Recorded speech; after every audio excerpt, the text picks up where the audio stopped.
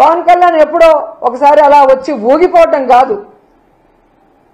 ఈరోజు నువ్వు షూటింగ్లు చేసుకోవడానికి కాదు నీ కోట్లు ఇచ్చింది, ప్రభుత్వ ధనంతో స్పెషల్ ఫ్లైట్లు ఎక్కి ఎంజాయ్ చేయడానికి కాదు నీకు ఓట్లేసింది. కూటమి ప్రభుత్వంలో ఉన్నప్పుడు చంద్రబాబు నాయుడు ప్రభుత్వం తప్పు చేస్తే నిలదీయాలి, సరిదిద్దాలి అండ్ సక్రమంగా ప్రజలకి మంచి చేసే విధంగా నువ్వు నడుచుకోవాలి. కానీ నీ నియోజకవర్గం పిఠాపురంలో అమ్మాయిని రేప్ చేసినా పట్టించుకో, రైతుకు యూరియా దొరక్క ఎండల్లో వాళ్ళు నించొని రోజుల తరబడి ఏడుస్తుంటే పట్టించుకో, ఇదే పిఠాపురంలో నిరుద్యోగులకి ఉద్యోగం ఇవ్వకపోయినా నిరుద్యోగ భృతి ఇవ్వకపోయినా పట్టించుకో. నీ ప్యాకేజ్ కరెక్ట్ గా నీకు ఇస్తే చాలు. ఒక హెలికాప్టర్ కొనిచ్చేశాడు, ఇంకా ఎక్కి తిరుక్కుంటూ ఉంటున్నావు. అంతేగాని ఏ రోజైనా రాష్ట్ర ప్రజల గురించి, రైతుల గురించి, మహిళల గురించి ఆలోచిస్తున్నావా? వాటి గురించి ఎప్పుడైనా మాట్లాడుతున్నావా? ఈ 17 మెడికల్ కాలేజీలు అమ్మకానికి పెడితే కనీసం బుర్రున్న ఎవరైనా కూడా దానికి మద్దతు తెలుపుతారా?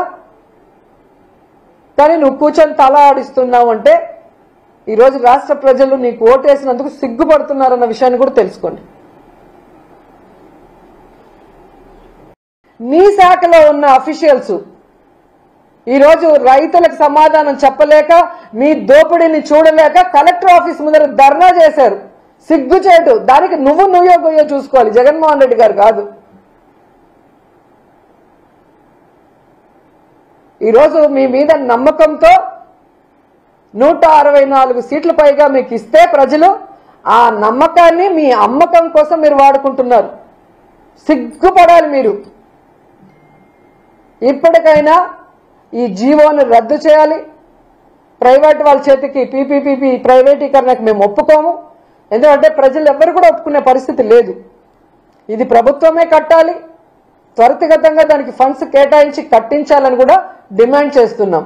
లేకపోతే ప్రజలతో, విద్యార్థులతో, అలాగే స్వచ్ఛంద సంస్థలతో, అందరితో, మాతో కలిసి వచ్చే అందరితో కలిసి పోరాటం చేస్తాం.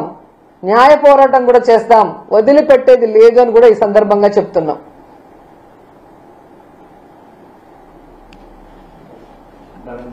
టూరిజం మంత్రిగా చేస్తున్నారు. ఈ రోజు ప్రైవేట్ టూరిజం హోటల్స్ కూడా టూరిజం ప్రైవేట్ పరంగా చేస్తున్నారు. ఈరోజు ఎంత దరిద్రంగా తయారైందంటే వీళ్ళు అమరావతి భూముల్ని అమ్మకం పెట్టేశారు, వైజాగ్ భూముల్ని అమ్మకం పెట్టేశారు, టూరిజం హోటళ్ల అమ్మకానికి, రోడ్ల అమ్మకానికి పెట్టేశారు, ఆఖరికి మెడికల్ కాలేజీలను కూడా అమ్మకానికి పెట్టేశారంటే వీళ్ళు ఎంత దిగజారిపోయారో ఒకసారి అర్థం చేసుకోండి. నాకు సీనియారిటీ ఉంది, విజన్ ఉంది, నేను సంపద సృష్టిస్తా అన్నాడు. రాష్ట్ర సంపదని దోచుకుంటూ సొంత సంపద సృష్టించుకుంటున్నారు తప్ప ఈరోజు మీరు ఎక్కడ రాష్ట్ర ప్రజల కోసం సంపద సృష్టిస్తున్నారు? ప్రభుత్వం మీ చేతిలో ఉంది, ఏమైనా చేయొచ్చని మీ ఇష్టానికి చేస్తున్నారు తప్ప ప్రజలకు ఉపయోగపడే ఒక కార్యక్రమమైనా చేస్తున్నారా? ఇవన్నీ అమ్మాల్సిన అవసరం ఎందుకు వచ్చింది? 15 నెలల్లో దాదాపుగా 1,97,000 కోట్ల రూపాయల అప్పులు తెచ్చిన మీకు, వెల్ఫేర్ స్కీమ్స్ ఇవ్వని మీకు, డెవలప్మెంట్ చేయని మీకు, పూర్తి చేయాల్సిన వాటిని కూడా నిలిపేసిన మీకు ఎందుకు లక్షల కోట్ల అప్పు చేయాల్సి వచ్చింది? ఆ డబ్బు ఏమైంది?